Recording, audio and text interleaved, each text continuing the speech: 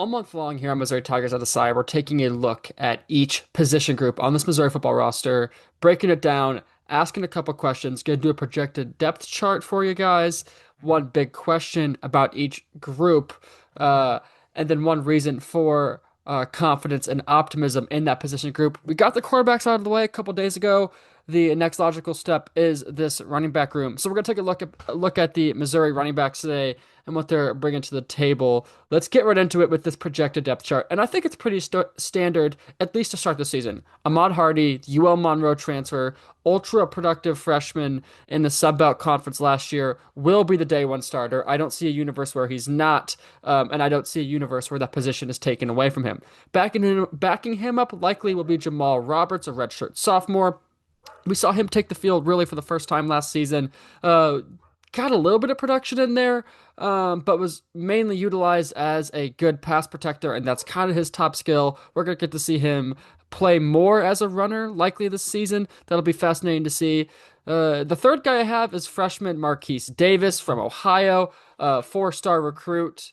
Came in the class late. We don't know a ton about Marquise yet, but you look at his high school tape, ultra talented guy, very clear why he was rated this highly. Good recruiting win from Missouri. They steal him away from Kentucky.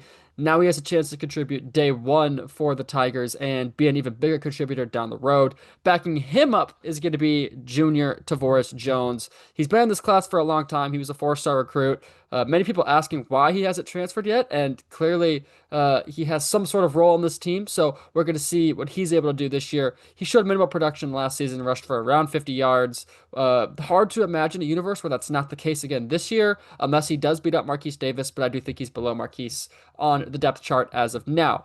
Taking a look at one big question for this group, and it relies around Ahmad Hardy. He rushed for 1,351 yards and 13 touchdowns last season with UL Monroe, the Warhawks in the Sun Belt Conference, one of the leading rushers in the country. But the difference between that and the SEC is it is the Sun Belt Conference. There is a huge, huge, huge talent gap uh, from the Sun Belt to the SEC. And it's also worth noting that he is only a sophomore. He has 1 year of experience under his belt. So not super experienced yet, and uh, didn't play in the greatest conference for his freshman season. So obviously he has the tools, and it's clear why people think he's going to be so good. But he's going to have to prove he could do it in the SEC. I would not be surprised if there is a bit of a growing pains to start the season, especially in those games against Kansas and South Carolina, the tougher ones at the beginning of the year. And last but not least, one reason for optimism falls back on what I just said about Hardy, but the rest of the room as well. Not a senior in this running back room, and you may ask, why is that a reason for optimism? If this group works out, you're going to see him on this team for a long time. Hardy's a sophomore, Jamal Roberts a redshirt sophomore, Tavoris Jones redshirt junior, and then obviously Marquise Davis is a true freshman. This room also has freshman four-star running back Brendan Haygood. I'd be surprised if he plays this season. It seems like he's probably a redshirt candidate, but another guy that's very, very talented that could play if needed and will be ready to go after this season. So the youth and ceiling of this group is extremely high.